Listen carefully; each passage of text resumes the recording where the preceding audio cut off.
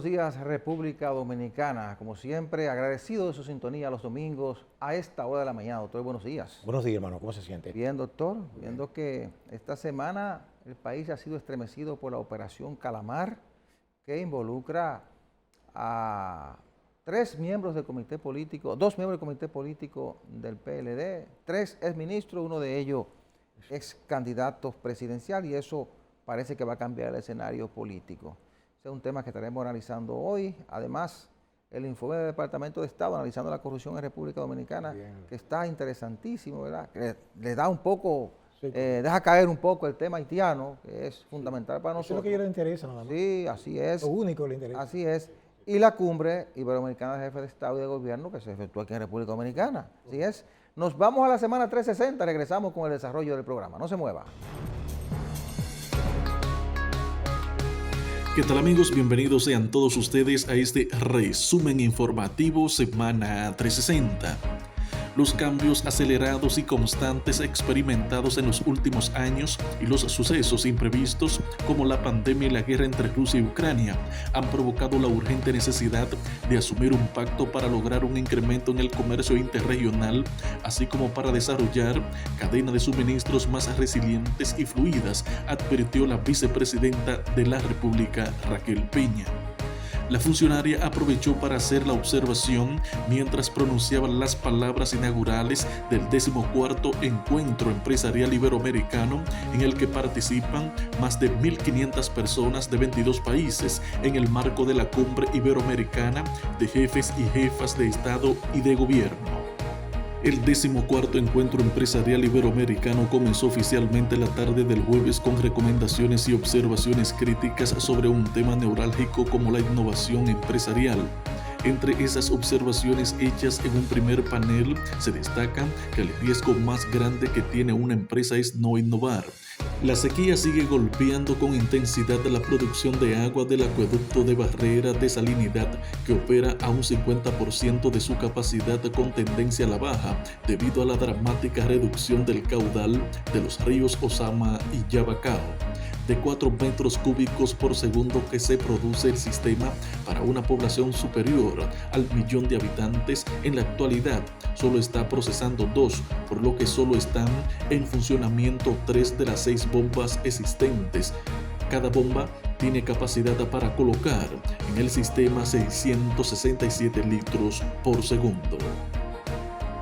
La clase política dominicana manifestó su solidaridad con el expresidente Danilo Medina tras anunciar que padece de cáncer de próstata. Los primeros en mostrar su apoyo al exmandatario fueron Abel Martínez, candidato presidencial del Partido de la Liberación Dominicana, el presidente de la República Luis Abinader y el exmandatario Leonel Fernández. El Ministerio de Defensa anunció el jueves que el presidente de la República, Luis Abinader, dispuso un incremento de salario de entre un 15 y hasta un 44% para los oficiales y alistados del Ejército, la Armada y la Fuerza Aérea de la República Dominicana. El aumento se aplicará en el sueldo base y será efectivo a este mes de marzo, reseña un comunicado de prensa. Al menos 7 personas han ofrecido sus testimonios al Ministerio Público en el caso de la Operación Calamar, con los cuales el órgano asegura prueba las acusaciones contra los imputados. Entre los que ofrecieron sus testimonios están Francisco Pagán, exdirector general de la Oficina de Ingenieros y Supervisores de Obra del Estado OISOE, Ramón Emilio Jiménez, apodado Mimilo, Bolívar Antonio Ventura, José Arturo Ureña, Frixo Medina Arbelo, José Melchor González Calderón y José Pablo Ortiz. El ministro de Asuntos Exteriores de España, José Manuel Álvarez Bueno, dijo que ha tenido conversaciones con sus homólogos de otros países, incluso con el secretario general de las Naciones Unidas, Antonio Guterres, a favor de una ayuda para Haití, sumergido en una crisis política, económica y de seguridad desde hace varios años. Así lo expresó Álvarez Bueno a su llegada a Santo Domingo para participar en la 28ª Cumbre Iberoamericana. Y en el ámbito internacional, Los medios de Corea del Norte informaron que el régimen probó esta semana en presencia del líder Kim Jong-un un nuevo tipo de dron submarino capaz de generar tsunamis radioactivos similar al sistema ruso conocido como Poseidón. El dron se desplegó frente a la costa nororiental norcoreana el martes y alcanzó el punto objetivo en algunas de las bahías de Hamwon, establecido como puerto enemigo, simulado con su ojiva de prueba detonando bajo el agua el jueves por la tarde, informó la agencia KCNA. Hasta aquí el resumen informativo Semana 360. Informó Joaquín Caraballo.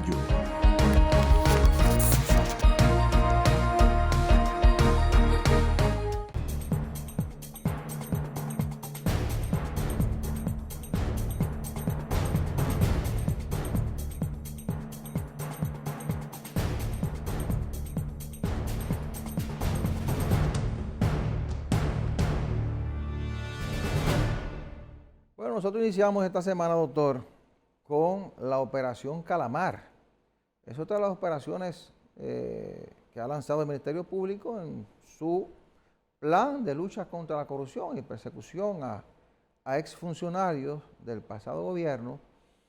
En esta operación se apresaron 20 personas, entre ellos 3 importantes dirigentes del Partido de la Liberación Dominicana, 2 de ellos miembros del comité político, que es el más alto órgano de ese partido político, su ex candidato presidencial, Gonzalo Castillo, que fue ministro de Obras Públicas, José Ramón Peralta, que fue ministro administrativo de la presidencia, y el ex ministro de Hacienda, Donald Guerrero, los 3 hombres de extrema confianza del presidente Danilo Medina.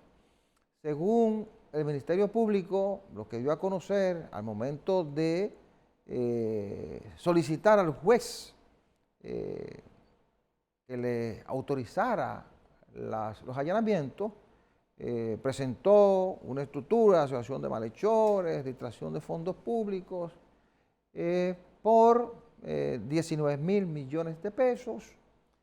También resaltaba que hubo una supuesta reunión en el Palacio Nacional encabezada por el presidente Medina, en la que se le habría autorizado o ordenado a algunos funcionarios que había que buscar unos 6 mil millones de pesos para la campaña, la pre-campaña en el 19 y la campaña electoral del 20. Todo esto como parte de eso que estructuró el Ministerio Público para sustentar los allanamientos. Incluso se habla ahí y también los incluyen en las medidas de coerción, la solicitud de medida de coerción, de que se distribuyeron unos 3.900 millones de pesos en camiones, en fundas plásticas, en maletas, y que fueron entregados supuestamente al candidato presidencial del Partido de la Liberación Dominicana. Y yo me preguntaba, doctor, ¿cómo se puede mover tanto dinero? 3.900 millones es mucho dinero para entregarse a una persona en efectivo. Bueno, son de las tantas cosas que se dicen aquí en este expediente que, bueno, ya el Ministerio Público ha solicitado y se le conoció medida de coerción a los imputados, solicitó, como siempre lo hace, prisión preventiva, 18 meses de prisión preventiva, y eso se conoció en el transcurso de la semana, incluso un poco después de la grabación de este programa, que se hace a mitad de semana. Y bueno, eso ha cambiado el curso de la política dominicana porque el PLD decidió actuar de manera diferente a como lo estuvo haciendo hasta el momento en que no se había tocado de manera directa a su ex candidato presidencial, a 2 miembros del comité político del PLD, etcétera, etcétera. Y eso cambia el panorama político y parece ser que va a enrarecer mucho esto de la política de aquí al 24, en un escenario que puede ser peligroso incluso para el país, doctor. Mire, hay una realidad que se impone hoy en los tiempos modernos que vivimos, y es que ahora todo el mundo tiene acceso a los expedientes penales, cosa que no sucedía antes de la aparición de las redes, ¿de acuerdo? Ahora todo el mundo es abogado, todo el mundo es tribunal, todo el mundo, ¿verdad?, opina en contra o a favor, pero lo primero que debe hacer ese todo el mundo que uno señala es leerse el expediente para ver de documentarse bien. exacto, Claro, antes de emitir opiniones, ante todo los que no son abogados. No digo que cualquiera no puede opinar, lo que me refiero es que hay personas que quieren desacreditar una investigación sin establecer cuál es la parte que falla. Porque fíjense, yo como abogado le digo, aunque yo no tengo mucha experticio en materia penal, pero leo el derecho penal, me interesa. Y es lo siguiente, es una investigación que se hizo muy profunda. ¿verdad? No, y que nadie tiene elementos ahora mismo para desacreditar una investigación o no, porque apenas los abogados conocían las medidas de coerción. Pero es bueno que yo cite ciertos principios que mucha gente obvia, y muchos opinadores en las redes también obvian, es que en materia penal existe lo que se llama la libertad de prueba, cosa diferente a la materia civil. Que para usted demostrar que yo le debo un dinero a usted por encima de cierta cantidad, usted tiene que demostrarlo con documentos, mientras que en materia penal no, están libres todos los medios de prueba. Y esos medios de prueba son aprovechados de conformidad con la pericia o no del abogado, tanto la defensa como el otro. Pero hay otro principio también en derecho que aplica perfectamente en esta situación y es un principio romano que en latín decía o dice actor incumbi probatio. Eso significa que al que alega un hecho en justicia está en la obligación de probarlo. Entonces, si usted me acusa a mí en la justicia, usted como Ministerio Público, usted tiene que probar esa acusación. Claro. Bueno, y sobre todo con el código que tenemos nosotros, el elemento jurídico que tenemos. Vaya sumándolo con lo que le dije de la libertad de prueba. Claro. Pero después viene otro aspecto y es que yo tengo la presunción de inocencia.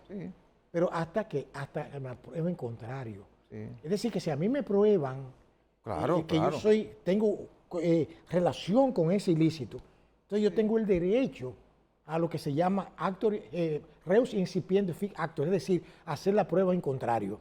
Usted dice que yo le di un cheque sin fondo y usted me sometió, pero yo digo, pero mira, tú me descargaste, yo te pagué el dinero, míralo aquí. Entonces, volviendo al hecho que nos ocupa, es un hecho que, como bien usted dice, puede impactar profundamente en el aspecto político. ¿Por qué? Porque toca personas que están en el mundo político, pero resulta que el actor que está siendo perseguido ahora, o mejor dicho, yo no creo que se esté persiguiendo al partido político como tal. Se persigue lo que se llama, porque cada derecho penal es personal. Claro. Es decir, es lo que se llama la personalidad de la prueba en materia personal. Usted no puede perseguir una institución que no tenga una relación directa, o me hago entender. O sea, me explico. Un hijo suyo menor de edad hace una diablura y a usted no lo pueden trancar preso. No. Usted es responsable civilmente de los daños que él cause, pero no penalmente. Entonces, en este sentido, yo creo que ahí hay mucha tela por donde cortar. Yo creo que el Ministerio Público, sin embargo, hay un fenómeno que hay que mencionar, que a mí me llama la atención, y es que aquí está habiendo un cambio, diríamos, dialéctico en el proceso de que se cree quizá no sea tan pronto, pero se están sentando las bases para la credibilidad futura de la institución judicial, pero poco a poco. Sí, antes de no ir al cambio dialéctico, doctor. Mire, es interesante ver, sobre todo por las pocas cosas que uno conoce. Primero, usted como abogado muy bien lo explica, las pruebas que hay que presentar. El Ministerio Público está en la obligación de demostrar, ¿verdad?, con pruebas para que el juez pueda sustentar su decisión. Que eso es lo que reclama todo el mundo. Bueno, y el nuevo Código Procesal Penal manda que el Ministerio Público, que es la parte acusadora, la parte que investiga, someta la prueba para que el juez pueda fallar, ¿verdad?, y poder sancionar. A eso es que se aspira, ¿verdad? Claro que sí. Y, lógicamente, todo el mundo quiere que eso se haga de la mejor manera. Primero, para que se sancione al responsable y que no se sanciona al que no es responsable. Entonces, yo observaba, y aquí quisiera aprovechar la experiencia suya en los tribunales, yo observaba, y los conocimientos que tiene el nuevo Código Procesal Penal, yo observaba, por ejemplo, que ahí citan a un señor que era un contratista. Eso está en la parte que se sometió al juez para sustentar los allanamientos. Y también en la medida de coerción se cita a un contratista que le dijeron, bueno, hay que buscar un dinero. Y bueno, él dijo, bueno, yo solamente puedo buscar 200 millones. Eso era para que le pagaran supuestamente unas deudas viejas de unas obras que había construido. Y que no, que le hicieron las presiones y él tuvo que buscar 527 mil millones. Y se emitieron una cantidad de cheques a nombre del asistente de ese contratista. Y que fueron cambiados, y es que se dice que esos dineros se llevaban entonces en fundas y en maletas y se entregaba a gente que está siendo imputada. Pero además, la supuesta reunión del presidente Medina con gente de su entorno para que buscara 6 mil millones para la campaña y que eso se lo llevaron, y que de eso le llevaron 3.900 millones a Gonzalo Castillo en camiones, en maletas, citan un lugar de Bellavista, citan otro lugar del Distrito Nacional donde se llevaba supuestamente ese dinero. Entonces, ahí es que entra la parte, cómo demostrar que esa gente que está imputada recibió ese dinero. Porque primero los cheques los cambia el asistente, uno que está sirviendo de delator del proceso, que está sirviendo de testigo en esto, y ese su asistente que cambia ese dinero. Entonces, ¿cómo demostrar que ese dinero lo recibió esa otra persona para tú condenarla? Déjeme decirle algo. Esas son cosas que uno comienza a ver. O cómo el candidato en esta parte, que supuestamente hubo un financiamiento, ¿cómo recibió ese dinero? Déjeme decirle, yo como abogado tengo un criterio muy claro sobre ese tipo de cosas. Es que el proceso penal no es tan sencillo como se No, quiere claro ver. que no. No es una cuestión de matiné, ni de muñequito, no. Es algo profundo. Por ejemplo, hay cosas que uno no puede establecer de motu propio, No, claro. prima facie. Claro. Hay que investigar, la palabra investigación es fundamental. Entonces yo entiendo. Por eso hay que ver cómo el Ministerio Público lo va a Sí, demostrar. por ejemplo, que es el que ha hecho la Por investigación. ejemplo, le voy a poner un ejemplo rápido, sencillo, rápido. Si una persona se roba un objeto, ¿verdad? Y lo empeñaba, yo oía eso cuando era muchacho, iba a una compraventa y lo empeñaba. El de la compraventa se lo empeñaba. Pero la compraventa también era sometible a la justicia Sí. por complicidad, porque él tenía la obligación de establecer cuál era el origen de eso. Entonces, no es verdad que si una persona que no ha tenido historial económico, que no ha manejado 2 millones de pesos en su vida, de repente aparece en un cheque con 300 millones de pesos, no puede alegar que ignorancia. Claro. Tiene que demostrar lo contrario, porque la prueba contra él está en esa cantidad de dinero emitida. No, que yo lo que hice fue que filmé. Bueno, pero espérate, pero tú tenías que... Usted sabe a qué yo me estoy refiriendo. Claro. No estoy diciendo que nadie, fulano es culpable o inocente, no. No, eso lo establecerá el juez. En Claro, claro. la instrucción del proceso. Claro, claro. Lo que sí quiero decirle es que hay pruebas que son tan contundentes que ameritan por lo menos que sean examinadas, ¿verdad? Y que se le dé el tratamiento, diríamos, profesional que se le debe dar. Sí. Porque no es ocioso, ¿verdad? Y como usted dice, oye, tanto dinero, pero ahí se supone que llama la atención el hecho de que se mueva tanto dinero. Ahora, hay cosas, hay hechos que yo le veo una relevancia relativa o absoluta, no sé. Recordemos lo que pasó en la Operación 13. Sí, ¿Sí? pero- Que condenaron a gente Sí. que estaba en la estructura que supuestamente más abajo del administrador orquestó supuestamente las acciones, pero la acusación que hacía el Ministerio Público contra el director o administrador de la lotería no la pudo demostrar en el proceso Pero y fue descargado. pero resulta que, recuerde que en los procesos penales todo el mundo tiene la misma oportunidad. Sí, claro. Tanto los acusadores como los acusados. Claro, claro. Entonces, que el Ministerio Público no haya podido probar más allá de toda duda razonable, yo se lo planteé a usted aquí, y siempre lo venía sosteniendo. Digo, para mí no me da la impresión de que ese señor era un criterio mío, sin conocerlo a sí, él. claro, No claro. conocía ni a la señora que lo acusó a él, ni a nadie. Yo no conozco a nadie ahí. Sin embargo, a mí me daba la impresión de que era muy ligero, Sí. de que una persona de la importancia relativa que tenía esa señora en ese esquema Sí. pudiera decirle, mira que fulano, pero ven acá. Sí. Entonces había que Bueno. probarle eso más allá de toda duda razonable. Sí. Y no lo probaron. Uno haciendo el paralelismo, porque aquí también va a haber que probar cómo se sacó todo ese dinero y cómo se entregó. Pero le voy a decir una cosa, ese expediente es un expediente muy fuerte. Es fuerte. Lo vamos Muy a seguir fuerte. viendo. Nos vamos a la pausa. Regresamos en breve.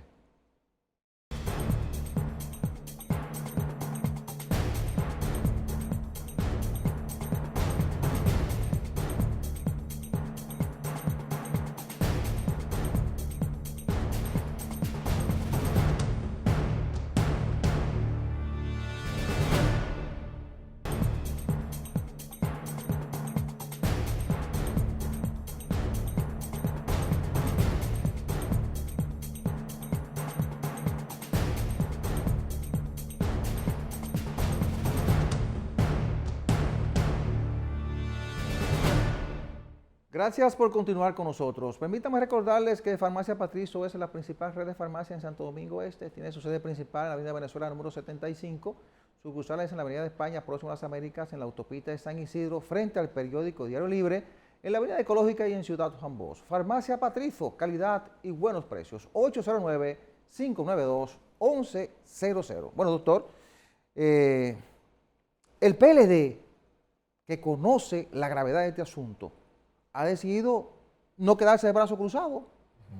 Y hoy domingo, su comité central tiene una reunión. Había sido convocada con anterioridad, pero el comité político, que es la máxima instancia de esa organización, se reunió, tan pronto estalló este problema, se reunió el lunes y decidió llevar a esa reunión, que era en principio para decidir todo lo relativo a las primarias, a la elección de candidaturas, cómo se va a hacer, etcétera, etcétera, decidió llevar una solicitud que ellos aprobaron en ese comité de que el partido salga a las calles a protestar, a reclamar lo que ellos entienden o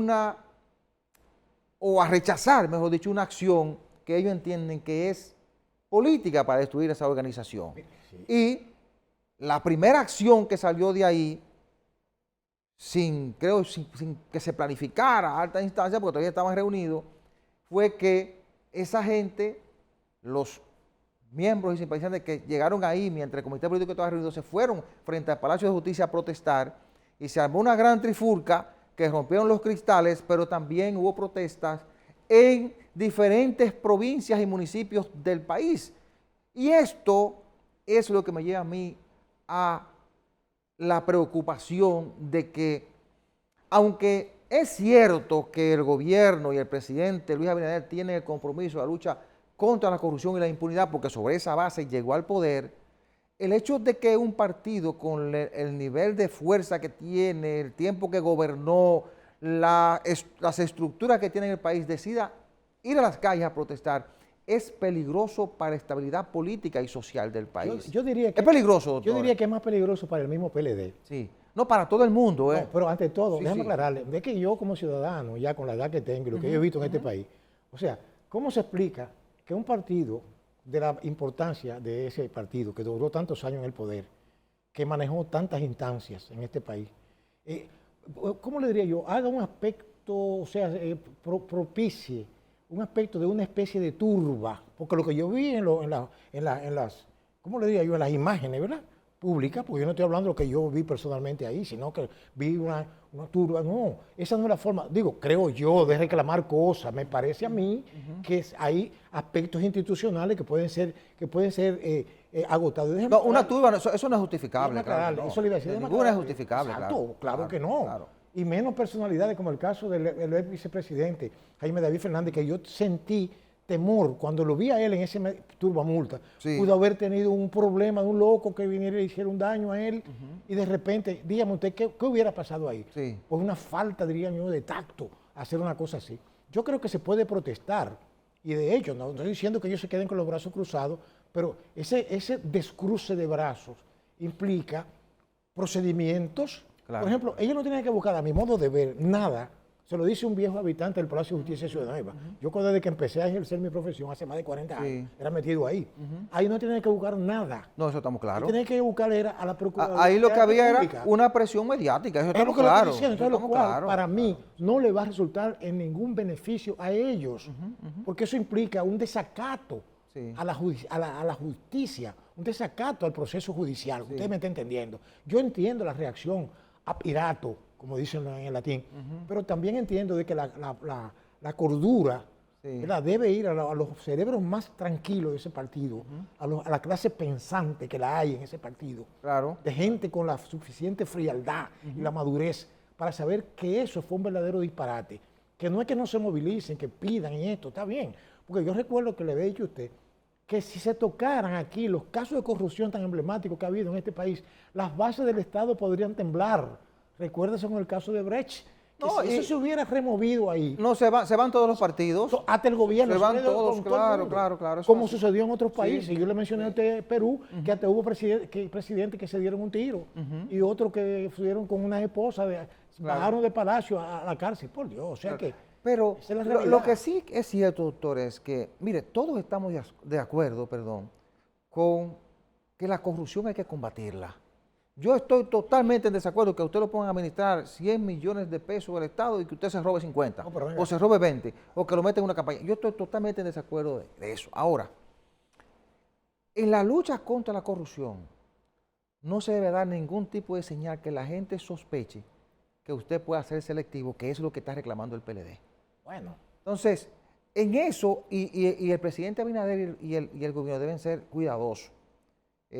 Seguir combatiendo la corrupción del pasado y la del presente, de manera tal que la gente perciba y siga percibiendo que la lucha es real. Habrá gente que te la va a desacreditar, eso es verdad, pero debe mantener la línea de equidad en los procesos y que la gente realmente asuma el discurso producto de las acciones del Ministerio Público que te permitan a ti establecer que realmente es independiente y que va a medir a todos con la misma vara.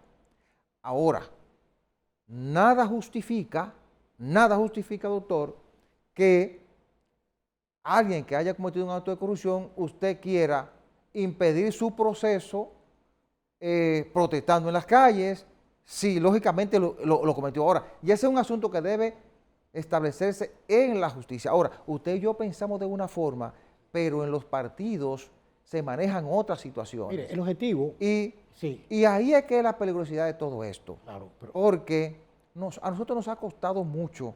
No es que los procesos no se encaminen. No, eso no. Pero a nosotros nos ha costado mucho este proceso de estabilidad, sosiego, crecimiento que tenemos.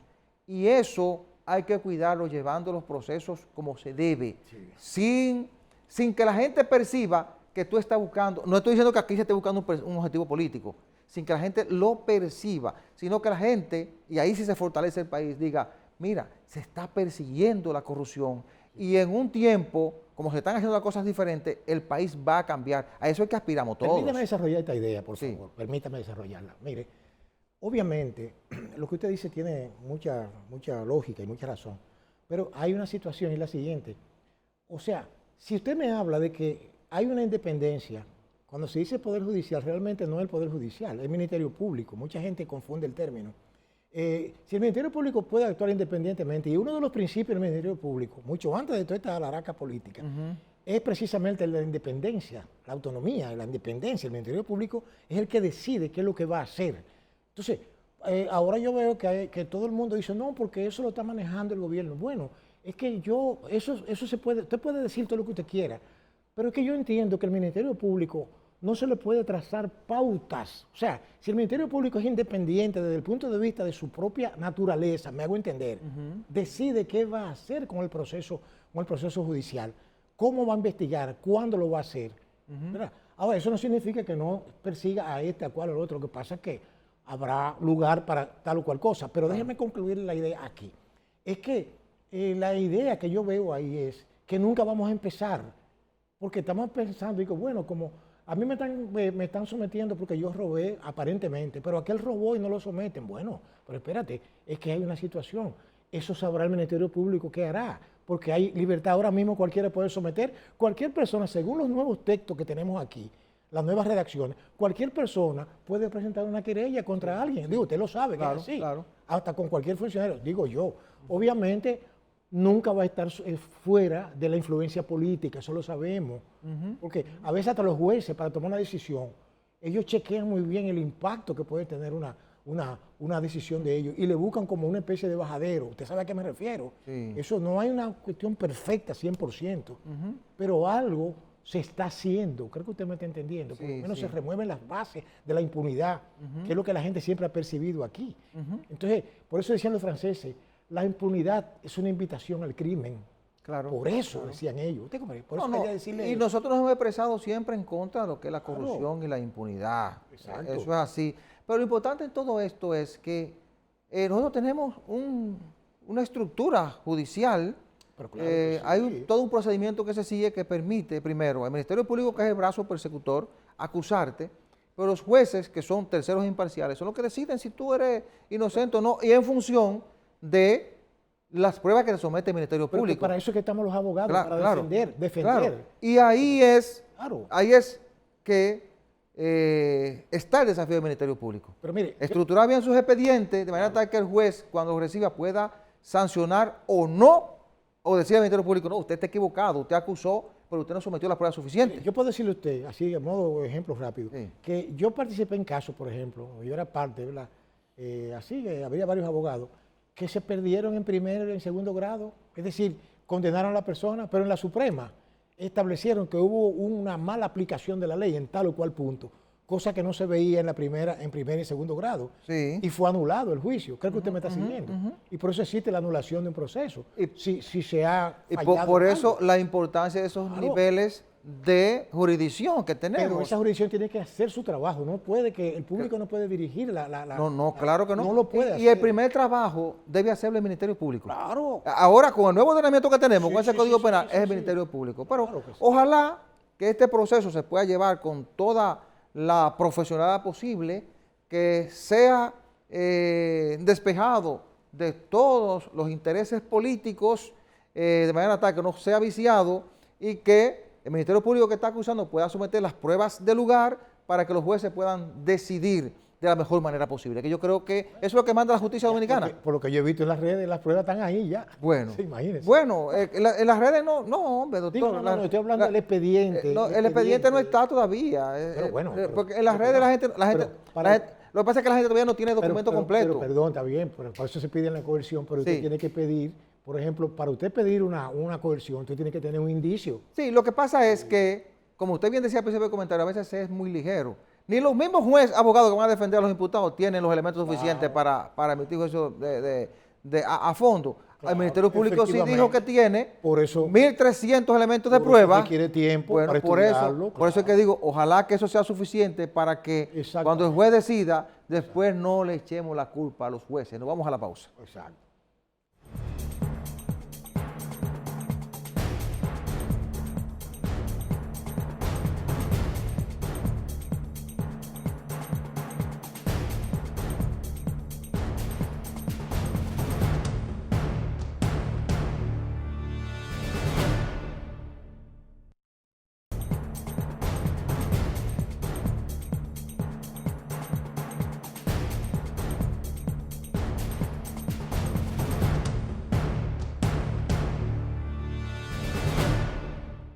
Se celebra, o se acaba de celebrar, ¿verdad?, en nuestro país la 28ª Conferencia Iberoamericana, y lo cual es muy bonito porque desde el punto de vista, ¿verdad?, de la imagen de todos estos países nuestros que conformamos la gran familia iberoamericana, aunque no todos tenemos el mismo nivel de comportamiento. Así es, así es. Porque hay algunos países que no respetan los derechos humanos, no respetan la libertad de expresión y tampoco respetan otras cosas.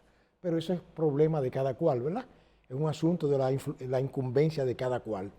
Lo que siempre he planteado, y eso es bueno que nos encontremos para que se digan cosas, porque yo he visto conferencias de esas en donde se salen a relucir cosas que quizás no pueden hacerse relucir en otro lugar. Pero hay algo que es interesante y es lo siguiente, y es que para mí eso es una especie como de turismo diplomático.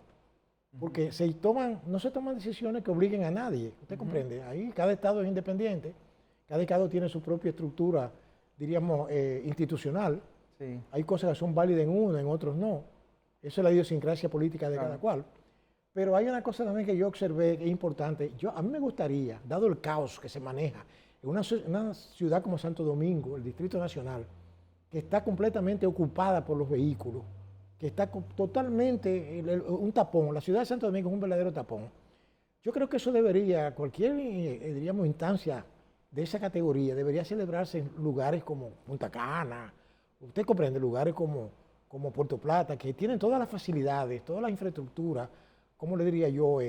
La infraestructura de tipo hotelera, ¿verdad? De desplazamiento, de seguridad, porque son personalidades que ameritan una seguridad importante, pero trae más beneficio, ¿verdad?, para el país el hecho de que estamos en las primeras planas del mundo, ¿verdad? Bueno, El ojo del... es importante que se haya celebrado la cumbre iberoamericana de jefes de Estado y de Gobierno aquí. Representantes de 22 países, ¿verdad? Sí. En República Dominicana, 14 jefes de Estado y de Gobierno presentes en el país. Hasta ayer, 25 de marzo, con temas muy interesantes e importantes. Sí, claro. Sí. Y más que hacer turismo, como usted decía, yo creo que hay que reunirse, Sí, porque claro, algo claro, queda. Bueno, claro y que sí, claro que sí. se discutieron 3 temas fundamentales. Sí. Primero, la Carta Ambiental Iberoamericana. Tiene que ver con los desafíos sobre el cambio climático, la pérdida de biodiversidad y la contaminación, que es un problema que preocupa a la humanidad. Bueno, la Carta Iberoamericana de Principios y Derechos en Entornos Digitales, se trató ahí el problema de la brecha digital y cómo aprovechar los avances digitales para lograr niveles de desarrollo. Eso es importante en un momento como este de cambios tecnológicos. Como región, como Iberoamérica, hay que empujar en conjunto en esa dirección.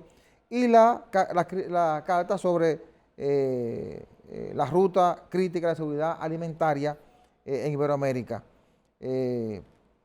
Para nadie es un secreto que cada vez hay mayor preocupación con la agricultura, con el agua, con los problemas de alimentación que están teniendo los seres humanos en el mundo. Entonces, estos 3 temas que tienen que ver con medio ambiente, tecnología y alimentación, fundamental. Recordemos que República Dominicana ha hecho muchos esfuerzos en entornos internacionales para que, sobre todo estos países que están en la región del Caribe, que están en zona de la ruta de los huracanes, tengan por lo menos algún mecanismo económico que les permita enfrentar y mitigar los efectos de los fenómenos naturales que incrementan con el cambio climático, etcétera, etcétera. Entonces, cuando usted reúne representantes de tantos países, representantes de Iberoamérica, se pueden trazar políticas, aunque, como usted decía, cada país tiene su propia realidad, cada país tiene sus problemas, pero por lo menos se articulan acciones que permiten empujar, por lo menos en una no quizá la proporción que quisiéramos, pero se permite empujar y por lo menos impactar zonas que cambien la situación en que se encuentra la humanidad en el campo de la tecnología, de la alimentación, del medio ambiente, que, como vemos, cada vez es más difícil. Cada vez tenemos un deterioro mayor del medio ambiente, cada vez hay menos agua. Un punto que se debatía es cómo preservar los recursos naturales, cómo producir más agua. Eso hay que tratarlo. Cómo producir más alimentos, porque con el cambio climático y el crecimiento de la población mundial, los países están enfrentados al desafío del hambre, porque cada vez se va a producir menos, habrá menos terreno para producir. Entonces, estos escenarios son importantes. Y República Dominicana fue el centro de atención y ojalá que estos debates, las acciones que se implementaron, que se decidieron implementar ahí, surtan efecto, aunque sea un 50%, un 25%, lo más mínimo va a ser de desarrollo y de progreso para las naciones de Iberoamérica. Mire, hay muchos países que tienen serios problemas internos, claro, participan claro, ahí, alimentarios ante claro, todo. claro. Uno sabe porque uno está al día con las informaciones. Y saben que hay países donde hay severos problemas de deforestación, usted comprende, de crisis alimentaria, etcétera, etcétera. Pero es buena iniciativa, como usted dice, que si nos decimos las cosas en familia, claro, porque para mí Iberoamérica es una familia. Así es. Por más cosas, diferencias que tengamos de ideología y cosas, pero es una gran familia y debemos contribuir entre todos, ¿verdad? A buscar soluciones a estos problemas acuciosos.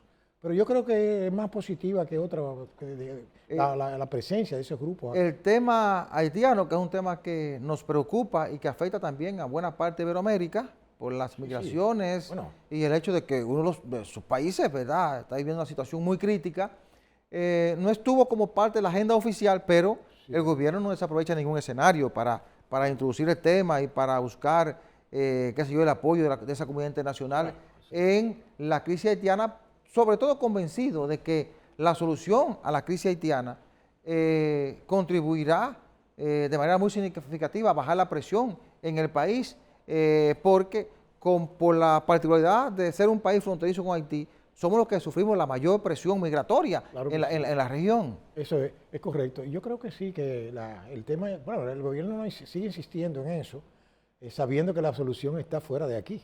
Y está en esos países poderosos. Hablamos de Canadá, hablamos de Estados Unidos, Francia, que tienen serios problemas internos también. Porque cualquiera cree como que esos países que yo mencioné están como de cumpleaños. No, cada país tiene su problema. Por ejemplo, Francia está cogiendo candela ahora. Claro que sí, pero Estados Unidos también. Pero todos esos países pertenecen a un organismo que fue creado para auxiliar a las naciones cuando tienen ese tipo de problemas. Te digo, porque entonces el mundo está en problemas. Sí, el globo está, mire, en un anafe. Pero cada quien trata de que los problemas que lo tocan de manera directa encuentren una solución. Sí. Y República Dominicana está tratando de que ese problema encuentre una solución, no desde República Dominicana, sino en Haití con el acompañamiento de la comunidad Mientras internacional. tanto tenemos la brasa en la mano nosotros. Bueno, eso es verdad, eso es verdad. Óigame. Pero hay que saludar todo el esfuerzo que se haga Exactamente. para tratar de que Claro, nuestros claro. vecinos logren un cambio, porque eso, reitero, impacta positivamente en República Dominicana. No solo en Haití, sino en República Dominicana, porque en la medida en que los haitianos resuelven sus problemas, nosotros tenemos un respiro. ¿Qué decían un grupo de economistas hace un tiempo? Que ya República Dominicana no resiste la presión de la mano de obra haitiana y que va a haber un momento en que va a colapsar. Y yo diría, no solo la economía, va a colapsar todo, la salud, la economía, el transporte, en el campo de lo social, en todo. Pero ese economista no menciona el crecimiento, diríamos, poblacional del haitiano aquí. Sí. Que aquí en un año hubo 30.000 partos. Sí. No, él analizaba la parte económica, por eso Sí, yo agrego pero lo esa parte político, también lo consume, social, claro, consume. lo social, todo. Y Sí. es verdad Claro. que la mano de obra haitiana es fundamental en la producción y el desarrollo en República Dominicana. Los haitianos son los que trabajan en la construcción, son los que trabajan en la agricultura. En las áreas donde el dominicano no quiere trabajar, trabaja el haitiano. Pero eso no indica que nosotros como nación no nos organicemos y tracemos la pauta de qué queremos hacer en materia de política migratoria y qué aceptamos y qué no, para que no se afecte el nivel de desarrollo que hemos logrado a través del El tiempo. dominicano no trabaja construcción porque no le pagan bien. Sí, Yo- eso es verdad.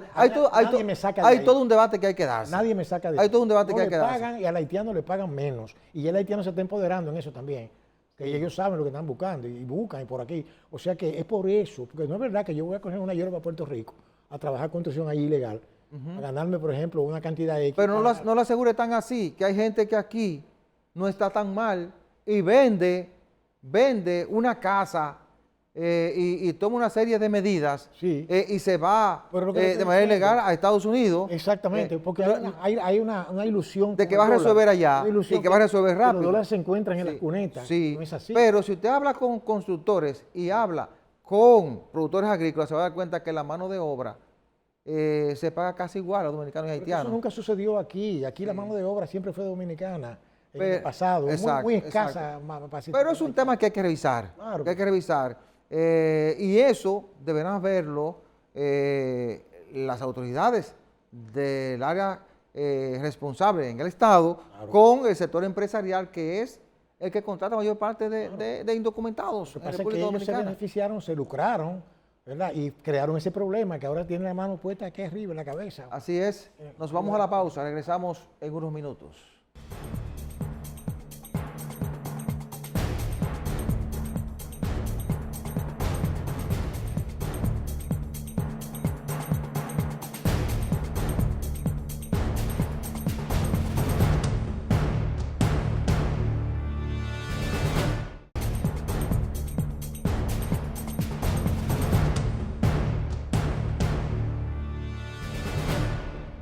Gracias por continuar con nosotros. Permítanme recordarles que Farmacia Patrizo es la principal red de farmacias en Santo Domingo Este. Tiene su sede principal en la Avenida Venezuela 75, sucursales en la Avenida España, próximo a las Américas, en la autopista de San Isidro, frente al periódico Diario Libre, en la Avenida Ecológica y en Ciudad Juan Bosch. Farmacia Patrizo, calidad y buenos precios. 809-592-1100. Mire, doctor, el Intran y su director, Hugo Veras, están inmersos en un proceso de implementación de la revista, de la inspección vehicular y documentar a los motociclistas, porque dice Hugo Veras que en el país la gran mayoría de los motociclistas andan sin licencia, sin matrícula, es decir, no cabe ningún tipo de documento. Y una gran mayoría tampoco se pone el casco. Hicieron un proceso de registro de motociclistas y solo pudieron registrar creo que 830,000 motociclistas, pero aquí hay casi 3 millones de motocicletas en República Dominicana. Oye, Es decir, que la gran mayoría aquí, la gran mayoría, anda sin licencia, sin matrícula. Es decir, el que lo conduce tampoco usa casco. Es una violación total de la ley de tránsito. Entonces, ese es un tema que la autoridad del Intran va a tener que prestarle mucha atención, al igual que la revista. Y de hecho veo que el propio Hugo está anunciando que los referentes de la revista se va a comenzar a implementar en el 25. Oiga, lo está sacando ya del ámbito del proceso electoral del 24, porque es un tema espinoso, ¿verdad? Y los motociclistas, yo dudo que él logre tener éxito por ahora. Y es un tema que de seguro va a tener que sacarlo del ámbito del 23 y del 24, porque aquí la mayoría de los presidentes le ha sacado el cuerpo a ese problema, que es grave, por la cantidad de accidentes de tránsito que se producen en el país, la cantidad de motociclistas que mueren, la violación flagrante a la ley de tránsito y el nivel de contaminación al medio ambiente. Me encanta que usted comparta mi pesimismo, Sí. en cierto modo. Y yo siempre le he planteado a usted que eso no tiene solución. Por ejemplo, el Distrito Nacional, y tengo entendido que Santiago también, son las grandes urbes, Sí. se han convertido en una trampa. Es decir, por ejemplo, yo estaba mirando una foto que publicó un medio importante aquí, de la Kennedy a las 7:30 de la mañana, y eso parecía un ambiente de China, con millones de vehículos en los dos sentidos, norte, sur, Y motocicletas. una cosa increíble, oeste, una cosa, no solamente de motocicletas, de todo. Sí. Yo creo que hasta chichigua habían ahí volando a esa hora. Entonces, lo que quiero decirle es lo siguiente. Mire, ahí hay dos factores que han contribuido a eso. Primero, es la ausencia de una política sobre ese particular establecida desde el punto de vista del Estado, no de un grupo que llega demagógicamente a hablar de eso en un momento dado. Y mire cómo abandona ahora ese incumbente, ese tema, y lo deja para las próximas No, autoridades. él no lo ha abandonado per se, porque pero- hay que licitar, pero perdóneme. veo que ya dice que en el 25 es que comience el proceso. Pero si la dirigencia aparentemente de su cargo, aquí los cambios políticos traen cambios en los cargos. Claro, claro. Entonces, usted no me va a dejar eso a mí ahí como una iniciativa empezada. Y la de chatarrización Sí. comenzará en el 27, dice él. Exacto. ¿Usted está entendiendo? Ahora, déjeme decirle algo. Sí, porque uno está muy viejo para que le hagan moriqueta. Dice uno. Mire, déjeme decirle otra cosa. Usted sabe también que diríamos, propicia ese tipo de conducta. Es que aquí todo el mundo quiere una solución individual a su transporte. Porque el transporte colectivo nunca ha funcionado correctamente aquí. Sí. No es que no haya inversión, aquí se ha invertido millones y millones de dólares en eso. El problema es que no ha funcionado porque usted que ha visitado otros países sabe cómo se maneja eso del metro, cómo se maneja eso de los autobuses, cómo se maneja que todo está concatenado. Claro, claro. Que yo, por ejemplo, la primera vez que fui a Nueva York me quedé sorprendido que con el mismo ticket que me bajé del metro, yo cogía un autobús, Sí. tenía 1 hora y pico para hacer eso. Que eso se debe trabajar aquí. Usted comprende, yo lo viví. claro. Y yo he ido a países igual que usted, que tienen metro y la gente, usted ve los carros parqueados, pero usted no ve... Y no es que no se pueda implementar aquí, porque los lugares a los que no llega el metro, llega la onza. Pero que también- que debió comenzarse por lo menos el piloto mezclando metro con onza, que son los dos del Estado. Pero que aquí hay Y también después darle soluciones. participación al sector Claro, privado. Pero aquí hay soluciones que se han convertido también en parte del problema. ¿Y cuál es? Por ejemplo, el motoconcho. ¿Resuelve un problema? Pero crea otros. Por más que uno diga... Pero crea otros. Si el motoconcho dice no vamos a movernos, se paraliza por lo menos un 40% del país. Sí, sí, claro. Entonces, todo el mundo quiere tener su vehículo, lo cual no es malo. Pero el problema no es ese, el problema es la movilidad. Que usted se mete en un tapón y usted está 1 hora en un tapón Mire, de 3 esquinas. Hugo Veras tiene un gran desafío, porque es una persona que se ha manejado y ha sido visto en los medios de comunicación como un experto en la materia de tránsito y transporte. Sí, él... Le han dado el cargo y realmente es un problema que tiene mucho tiempo esperando una solución. Y quien esté ahí, sea Hugo quien sea, debe dar la solución. No es una cuestión No, personal. no es personal, debe dar la solución. No. En materia de transporte, porque aquí hace mucho que estamos postergando el asunto de la revisión vehicular. En el pasado gobierno se intentó hacer una licitación, fracasó, bueno, y hace 3 años aquí no revisan ningún vehículo. Pero el problema se va incrementando, hay un parque vehicular que se va envejeciendo, y ese parque vehicular envejeciendo sin ningún tipo de supervisión de las autoridades es un agente de contaminación, pero además de que provoca accidentes de tránsito. Pero Y la cantidad de muertes, de gente que muere ahí, que queda inválida. Pero ahí hay una complicidad del Estado que todos esos vehículos que usted me menciona, que son chatarras, pagan también todos los años Claro, para claro. vincular. Sí, Entonces, quiere decir que no minimicemos eso en el sentido de que si pagan poco menos, no. No. Es que todos están registrados. Sí. Y el gobierno sabe dónde está cada o cual cosa. El No, problema es- y lo peor de todo es que hay una función que el Estado no está haciendo, Pero le estoy que es diciendo. la revisión y control de eso. Pero que tú te Porque entiendes. esa revisión es la que te va a sacar los vehículos viejos que contaminan, que son un peligro para el transporte en el país, Claro. y otras acciones. Pero entonces, ahí está el detalle. Aquí ni siquiera hay esa iniciativa para que esas chatarras sean hasta negociadas para sacarla de, como hay en otros países, que usted sabe que hay en otros países un vehículo de X cantidad de años no le permite circular en la calle. Ah, pero aquí no se puede hacer eso. Sí, porque, Aquí no hay mecanismos. porque existe la revisión vehicular, ese es el mecanismo. Entonces aquí le estamos corriendo porque también tiene un componente político, tiene un costo político que muchas veces no se quiere Un componente tributario asumir. también, componente Sí. tributario. No, el componente tributario, no, porque eso no va a desaparecer.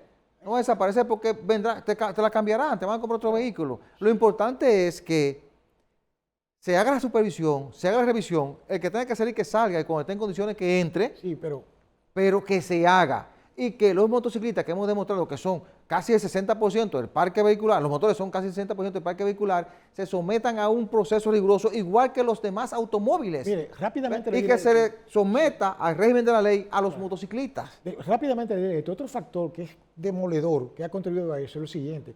Hace 40 años, 50 años, la proporción era un 60% de personas vivían en la zona rural provincia y un 40, un 30% en la capital. Ahora es el 70% que vive Claro, aquí. porque hace 50 años éramos 1 millón, ahora somos 12. Sí, eso es una realidad totalmente diferente. Y hay un par de millones que entran y salen todos los días. Y eso amerita un desafío mayor para las autoridades, por eso que digo que Así este es que director eso del Intran, no es sí, kindergarten, ¿eh? este director del Intran tiene un gran materia, desafío claro. y yo diría que no debería fallar la sociedad. Postergarlo para el 25 y 27 Bueno. sería quedar mal ante la sociedad. Bien, la semana que inicia va a estar muy centrada en las investigaciones de la operación Calamar, en las protestas de los PLDistas defendiendo a los dirigentes que han sido encartados en este proceso. Además, los resultados de la reunión del Comité Central que se celebra hoy domingo en la capital dominicana y los resultados de la Cumbre Iberoamericana de Jefes de Estado y de Gobierno que concluyó ayer sábado y que esta semana estaremos viendo los resultados. Señores, hemos llegado al final del programa. Muchísimas gracias por la atención prestada, la cordial invitación para el próximo domingo a la misma hora y por este canal. Buena suerte, buenos días.